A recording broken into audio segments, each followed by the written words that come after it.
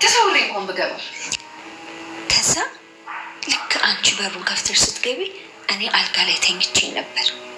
ይሄ በቃ ጡት የሚጠባ ህፃን ልጅ በለው እናጠባ በጣም በቃ ጡቶቹን ይዘሽ ልክ እንደ 3 ወር ህፃን ስትጠቢ ነበረ። ሰላም እንኳንም ጠባ። በልጅነቴ እናቴ ጡት ሳጠባ ነው ያደግኩት። ማለት አንተንማ የምወድህ ለምን መሰለህ? ምን መሰለህ? ሁልጊዜ እወድሃለሁ ትያለሽ፣ ግን ቆይ ለምን ነው የምትወጂ? መጽሐፍ ሳነባት ትወጂ፣ ባህሪ ያናድሻል። ቆይ ምን ነው የወደድሽው? በቃ እወድሃለሁ እና ደግሞ የኔ ባል ልትሆን ነው የምፈልገው። አሁን ዳጣ ከመጣች በኋላ ነው እንደዚህ ማለት የጀመርሽው አይደል? አይደለም፣ ከዛ በፊትም እወድሃለሁ ብለሽኝ አታውቂም። አሁን ዳጣ ስለመጣች በቅናት ተሞተሽ ነው እንደዚህ የምትይው። በቅናት ደግሞ የሚሆን ፍቅር የለም። ይኸውልሽ እኔን ያንቺ ያረግሽ ቀን ያኔ ትጠይኛለሽ። አልጠላም፣ ደግሞ የኔ መሆን አይቀርም። አይ ኤቢ፣ ለማንኛውም አትቅኝ። ቅናት በጣም መጥፎ ነገር ነው። እኔ በማን ቀናለሁ? እኔ እኮ ከማንም በላይ ነኝ። ደግሞ ታውቃለህ፣ በጣም ቆንጆ ነኝ። ስንት ወንዶች እንደሚለምኝ በደንብ አድርገህ ነው የምታውቀው። አዎ ማየት ያስጠላል። እኔ ይኸውልሽ አንቺን ማየት አላስጠላኝ። እንግዲያውስ እንጋባለን። እየቀለድኩ መስሎ ነው? እየቀለድኩኝ እኮ አይደለም ኤቢ። አታደርጊውም እኮ አይባልም። አሁን እኔ የምፈልገውን ነገር አደርጋለሁ። እንዴት ማለት? ማለቴ ቆይ ግን የእናትሽን ጡት ሳጠቢ ነው እንዲያደግሽው? አይ ሰላምዬ፣ አሁን በጣም እንዲቀጭጭ ነበር። ምን ማለት ነው ደግሞ እሱ? አሁን አንቺ ቀጫጫ ነኝ ልትይ ነው? ለማንኛውም ሰላምዬ እሱን ተይው ነው። እሺ ከዛስ? ግን ዳጣ ለምንድን ነው የእናትሽን ጡት ያልጠባሽው? ሰላምና ዳጣ ዛሬ በሚገርም ሁኔታ እንግዲህ በራሳቸው መንገድ እናትና ልጅ መሆናቸውን መታወቃቸው አልቀረም ማለት ነው። ቤተሰቦቻችን እንግዲህ የሚገርም ነው። ያው እያደረገች ያለችው ነገር ሰላም ካሁን ብዙ ነገሮችን እየጠየቀች እንትን እያለች ነበረ። በመጨረሻም እንግዲህ የዛሬው በቃ ጥያቄዋና ነገሮቹ በጣም የተቀራረበና ማንነታቸውን የሚያስተዋውቅ ነው ብለን እናስባለን። ቤተሰቦቻችን አይገርምም? እንዴት አድርጋ ሰላም እንደጠየቀቻት ጋይስ በጣም ነው የሚገርመው። እንግዲህ አቀባጅሮ ዛሬ እኮ በህልሜ በጣም የሚገርምን ማየሁኝ። እንግዲህ ህፃን ሆነሽ ይመስለኛል አንቺ በቃ ትንሽ ሆነሽ አቅፌ ሳጠባሽ ጡት እየጠባሽ ነበር ምናምን ስትላት እንግዲህ በህልሜ ይሄንን አየሁኝ እና እንደዚህ ነበረ ብላ ስትላት እንግዲህ ዳጣ ምንድነው ያለችው? እንዴ እና ደግ ባክሽ ጡት ጠባሁኝ፣ ይሄ ማሪፍ ነው ታዲያ በልጅነቴ ስላልጠባሁኝ ደግ ጠባሁኝ ምናምን ነበር ያለቻትና እንግዲህ ሰላም እዚህ ጋር ቆይ እኔ የምልሽ ለምንድን ነው ግን ጡት አልጠባሽው ማለት ምን ሆነሽ ነው ብላ ነበር የጠየቀቻት። ከዛ ያው እንግዲህ እንደምታውቁት ዳጣ ነገሮችን ለመቀለስ ያደረገችው ነገር የሚገርም ነበር። አይ እንደዛ አይደለም እኮ ምናምን ብላ እንግዲህ ሀሳቧን ለማስቀየር ሞክራ ነበረ። ግን ሰላም ድጋሚ አሁንም እሱኑ ጥያቄ ነው የጠየቀቻት። በእርግጥ አሁንም ሰላም ያንን ብትጠይቃትም ሰላም ያው በውስጡ የምታውቀው ነው ስለምታውቅ ነው። ዳጣ ግን ይሄን ነገር በጭራሽ አልጠረጠረችም። የሚገርማችሁ ሰላምን ጭራሽ ትሆናለች ብላ ምንም አይነት ነገር ነው ህልም የሆነባት ማለት በጭራሽ ነው የማታስበውና እንደውም የጠረጠረችው ባለፈው ናታን የማባዬ አባትሽ ከሆነ ወይዘሮ ማርታ እናትሽ ነች የምናትሽ ነች ማለት ነው ሲላት እንግዲህ የእውነት ራሱ መስሏት በቃ ሄዳ ነበር እንግዲህ ወይዘሮ ማርታ እናቴ ነች ብላ ነበር ጠየቀቻትና በጣም ነበር ወይዘሮ ማርታም እንግዲህ ያለውን ነገር አይታችኋል።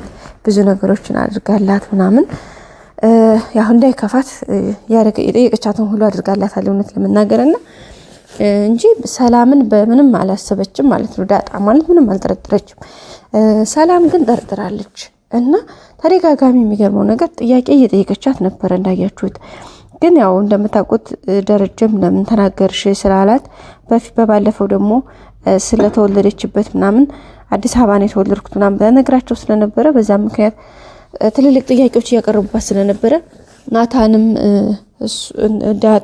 ሰላምም ጥያቄ ያቀርቡባት ስለነበረ ያንን ጥያቄ እንግዲህ እኔ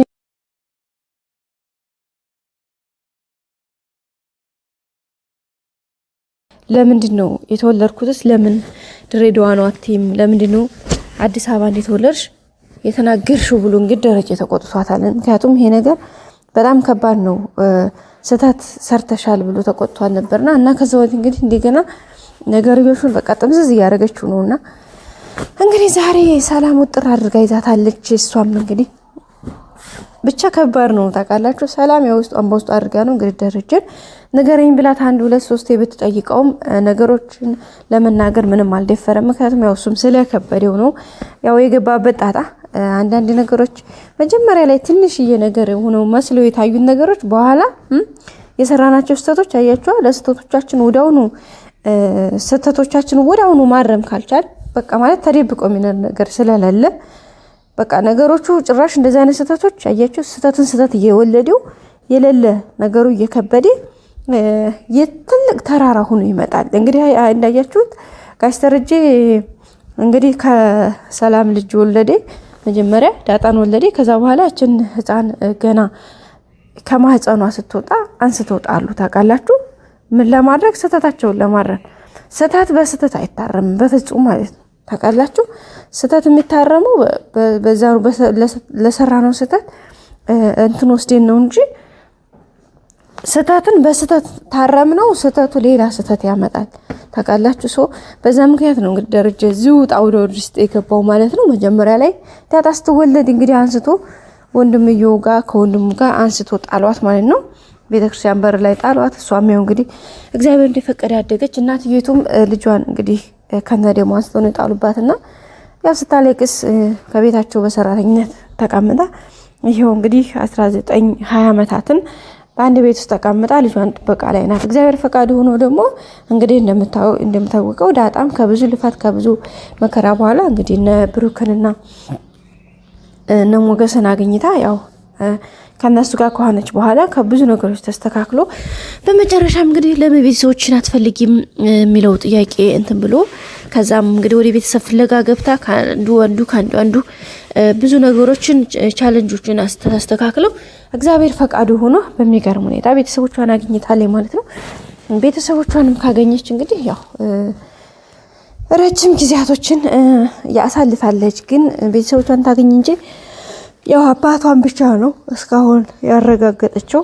ያው በዲኤንኤም በሁሉም ነገር አባቷ ደረጀን እንግዲህ አባቷ እንደሆነ 100% አረጋግጣ ተቀብላለች። የቀራት እናቷን አላወቀችም እስካሁን።